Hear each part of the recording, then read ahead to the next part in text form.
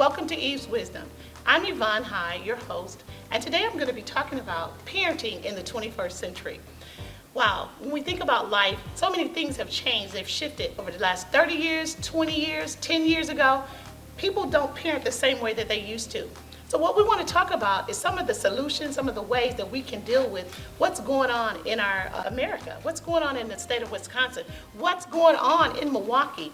There have been so many different things that I've heard about over the news that I'm just overwhelmed. I can't even imagine my children going to school or even have to think about what school and the peer pressure that they would have to deal with today.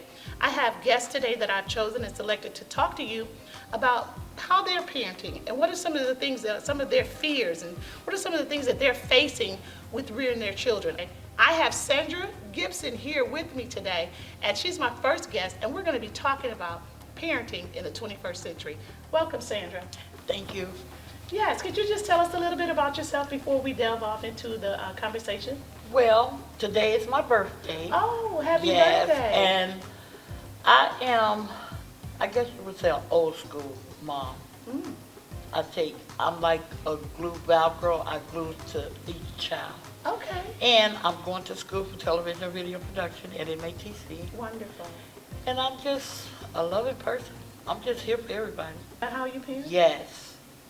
I think it's important to show each other love. Okay. And I try to raise my kids up to show that, it's okay to say hi to everybody and, just to be yourself. Okay. Don't show no fear or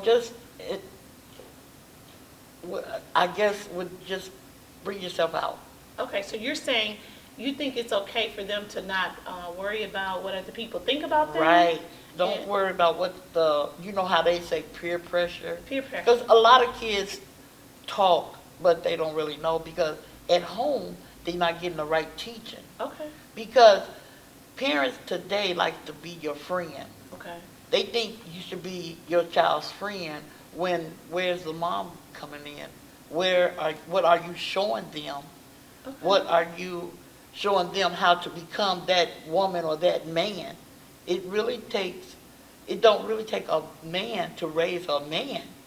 That mother can raise that boy too. You think so? I believe so. Some people would say, they don't agree with you, but we're going to talk about that later. Okay. We're not going to get into that. Okay. Tell me, what are your children's ages so we can, find out where you are in your rearing your children. Well, my oldest daughter is 35. Okay, so you have a 35-year-old. Then I have a 34. Okay. Then I have a 29. Okay.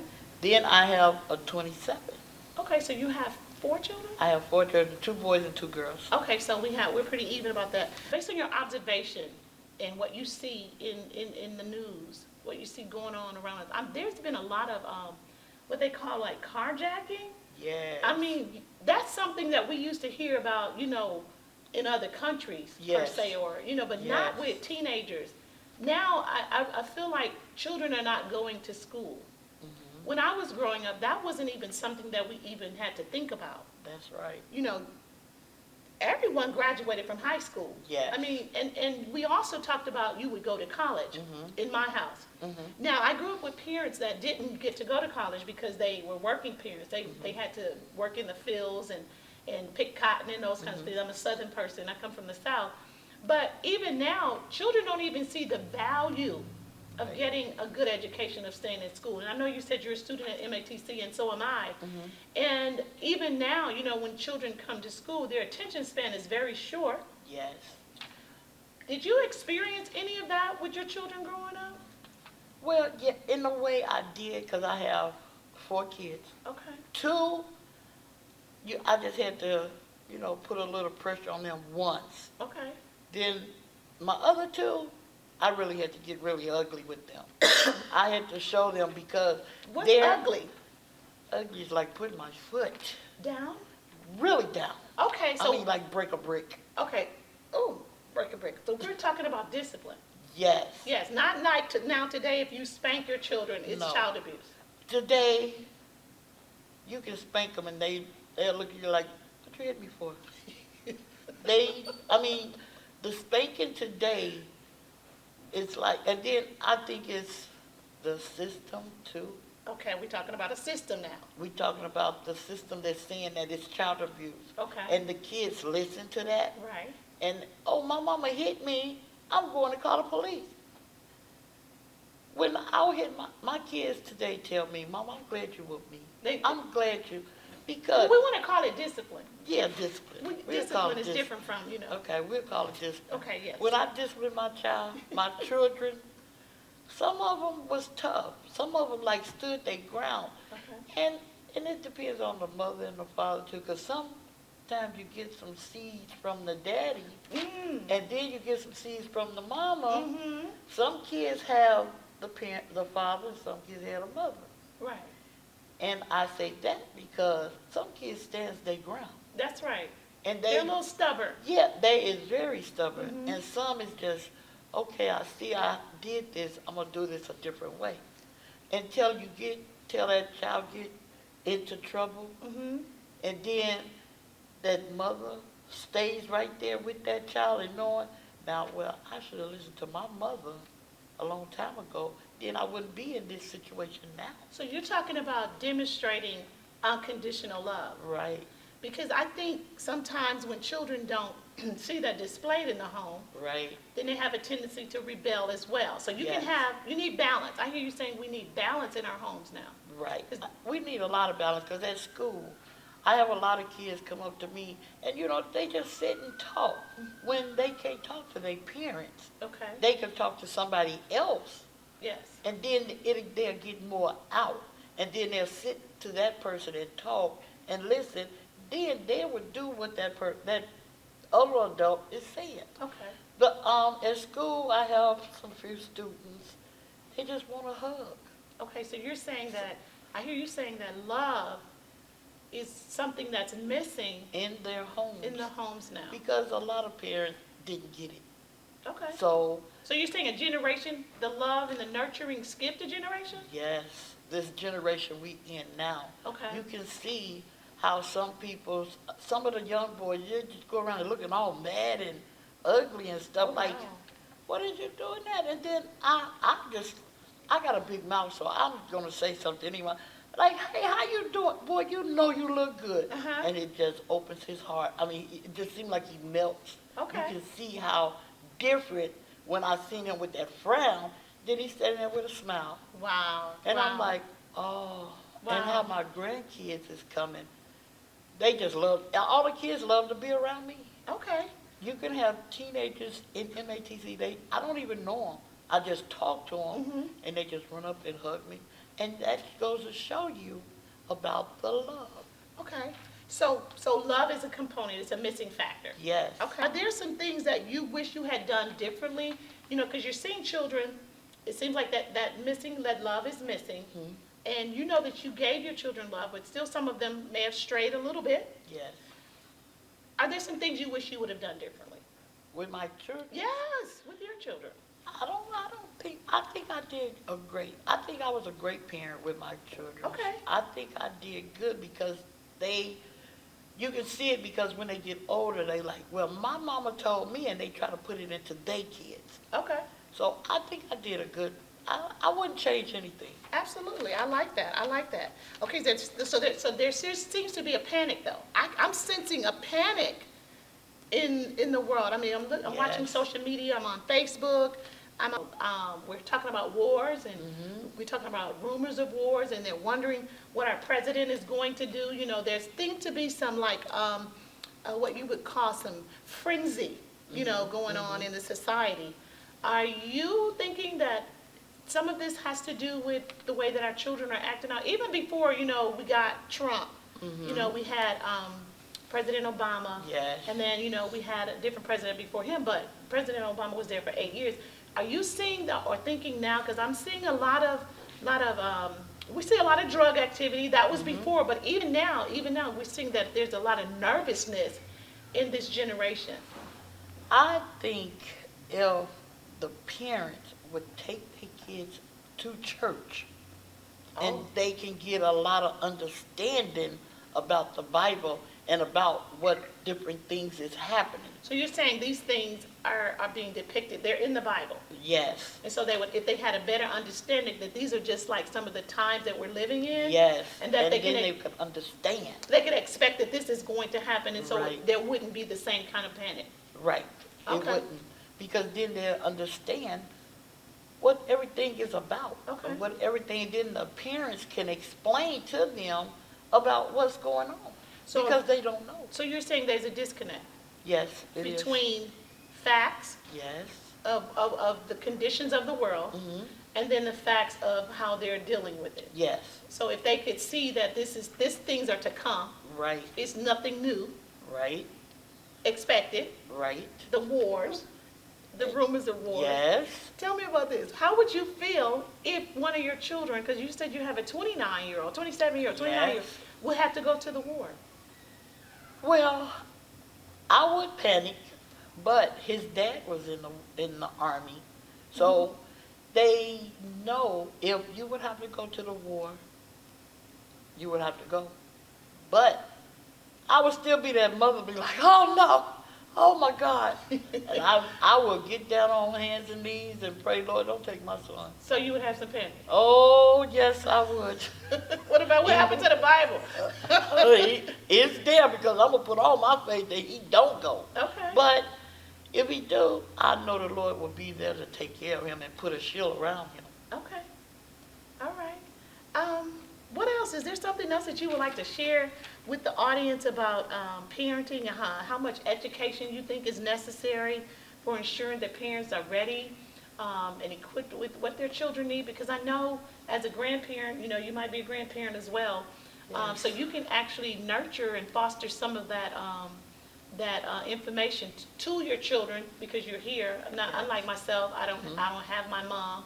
My mom has been gone for like 40 years, but children and then children's children, they need grandparents to be in their lives. They need, that older generation to instill in them that this is not how you talk to your parent, Right. or this is not how you talk to your teacher. I think if we have more people using the same script, then I think we're going to get greater outcomes or see greater outcomes in our children. Yes. So do you go to your schools and volunteer and those types of things? Well, I don't go and volunteer. Okay. But once, a parent, and by me being a grandparent, I know my kids. Okay. And I know my grandkids. I know what they do, and I know what they won't do. Okay. So when a teacher called my daughter and say, well, such and such been skipping, I like, you better go up there and check her, because she's been checking. Don't let them know when you're coming. Take a sneak peek. Sneak peek? See what's going on. Oh, wow. So let's take a sneak peek into the future, because I'm thinking that the 21st century is in trouble if we don't get a hold on these children and let them know that we love them. That's what I hear you saying. Yes. Let them know that we love them. Let them know that education is so critical to their understanding, not just the Bible, but the world at large. Yes. That they're living in times where there may be a war, and they need to position themselves so that they don't have to go. Right. Or if they have to go, they're ready mentally, physically, and spiritually, Yes. and able to handle it. Would you say that that's true? I would say it's 100% true. I have with me Bianca Williams, and I'm so excited to introduce her to you, and I just want her to tell you a little bit about herself. Okay. Hello, I'm Bianca Williams. I'm 25 years old. I'm a mother of 4 and a small business owner. Okay, wow, that's exciting. So I can imagine that that's pretty stressful, having small children and running your own business. Yes. Can you tell us a little bit about the ages of your children and also the type of business that you are running? Okay, I have a 7-year-old boy, a 4-year-old girl, a 2-year-old girl, and a 5-month-old girl. Wow, okay, that's exciting. That's a lot of work. Okay, so tell us about the business. Okay, so 4 years ago, I started a dog family home for the elderly and the disabled, and then 3 years ago, I went into real estate and started making some extra money, and just a month and a half ago, I opened up a group home for transgender and human trafficking victims. Okay, transgender Mhm. and human trafficking victims. What age groups are you serving? 17 to 21. Okay, tell us a little bit about that. How is that affected your life, your children's lives? You know, when you're interacting with your children, you're married? No, I'm not married. Okay, so how is that affecting your life? I mean, that sounds like a big baby, just the business itself. So it's affected my life a lot. To see the kids or the younger generation coming up after me, because I'm 25 years old, they are really stressed out and really depressed and really at within and want to give up. And it's like I want to share some of my experiences growing up with them to put them in a better direction. What prompted you to get involved in this way? Okay.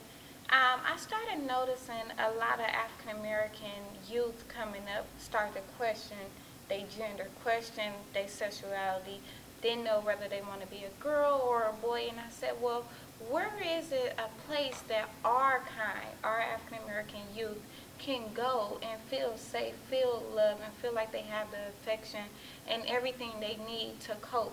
Okay. We really didn't have a place here in Milwaukee for them to go to. Okay. Besides a shelter, and everyone knows how a shelter is today. It's packed. Sometimes it's so full that you can't get the proper meal and the attention that you need. Okay, that's interesting. So I hear you saying that parenting is more than just providing food, shelter, and education. Now we're dealing with a social and an emotional need, because when children don't feel like they fit in, or even having to share that with a parent, I can imagine that that's in itself would cause panic.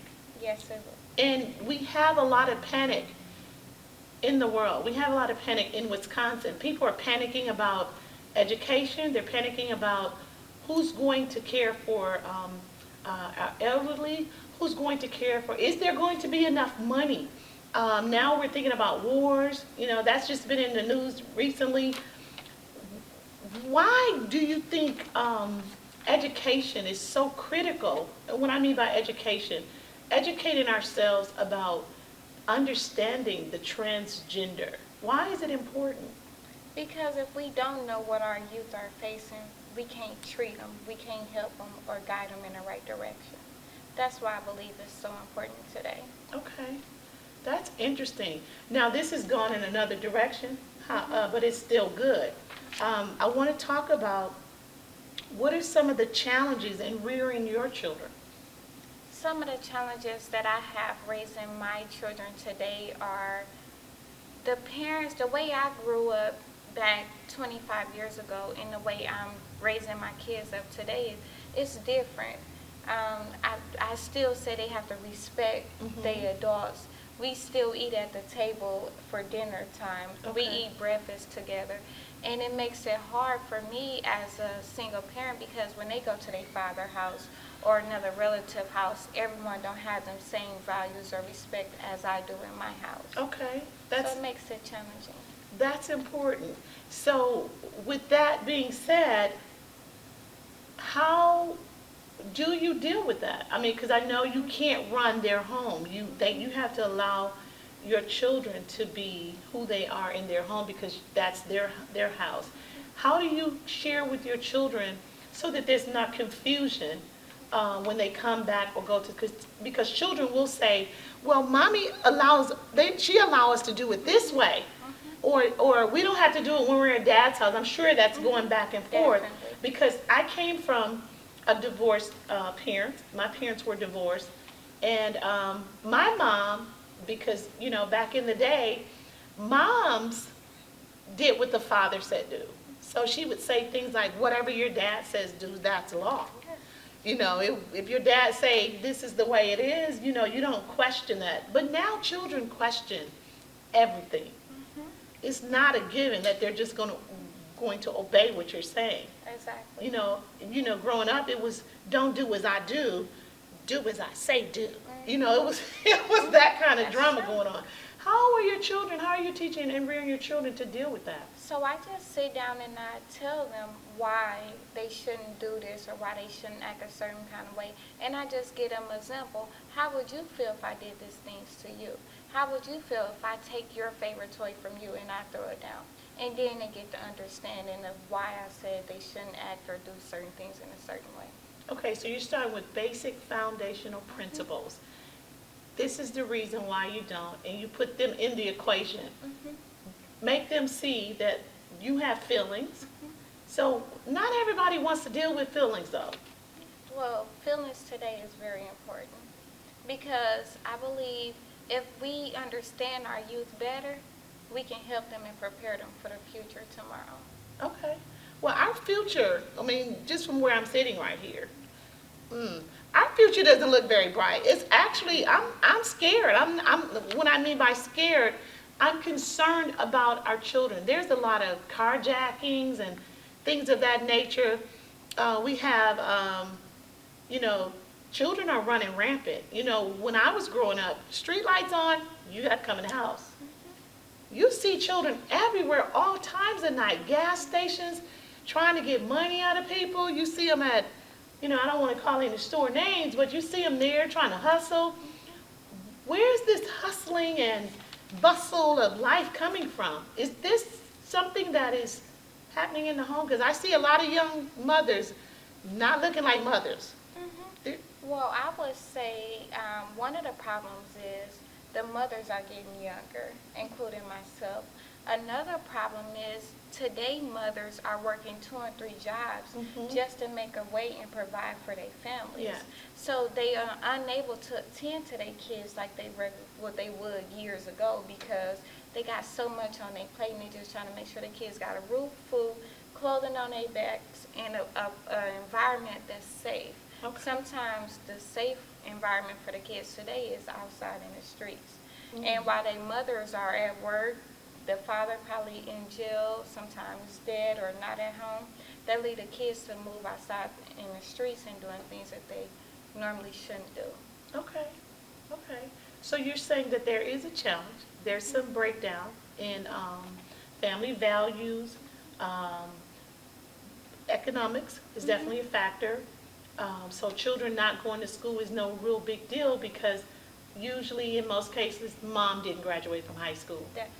And I know that I talk to children, young adults, they didn't graduate from high school and they don't even care that they didn't graduate. Oh, I'll get a job making $10, $12 an hour. I don't even need to graduate. So are you saying that employers are hiring people even though they're not educated? They don't have those high school diplomas?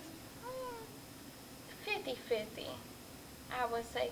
I believe the younger generation today don't even look for jobs as they should or as they would years ago because I feel like this younger generation has already been wrote off.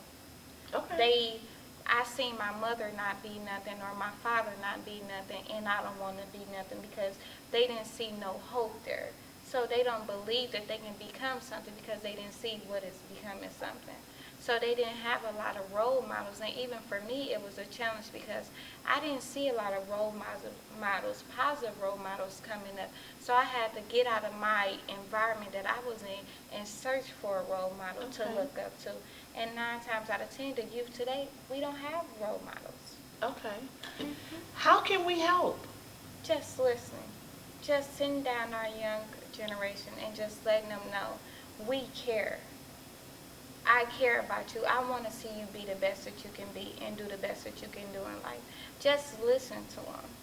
That's very important because a lot of adults don't give the young youth an ear today. Okay. Because they so busy trying to live their life and do whatever they need to do. They not listening to the youth, and some of them don't have the time to. So giving an open ear. So we have to be patient with them. Okay, that's good information, and I'm going to take that to heart because I may have been guilty of not listening. We're going to have to make sure that children are not wayward, that they're not lost, and that if they come to us, and even if they don't come to us, if we see something that is inappropriate, we're going to have to say something. Back in the day, if we saw a child out of line, as we would say, out of alignment, doing something that was not right, we would speak up. And so I'm encouraging you to say something. I'm encouraging you to get involved. I want you to know that we care about your future, and we're hopeful that we can turn this generation around. Even in the midst of the panic, there is a panic. We're not going to minimize that. There is a panic, and we want to help. I'm thankful that you're here with me, and I want you to stay tuned for more of Eve's Wisdom. I'm your host, Evaughn High, and we're excited about our future. Even though it looks gloomy, we're excited. So stay tuned for our next topics next week.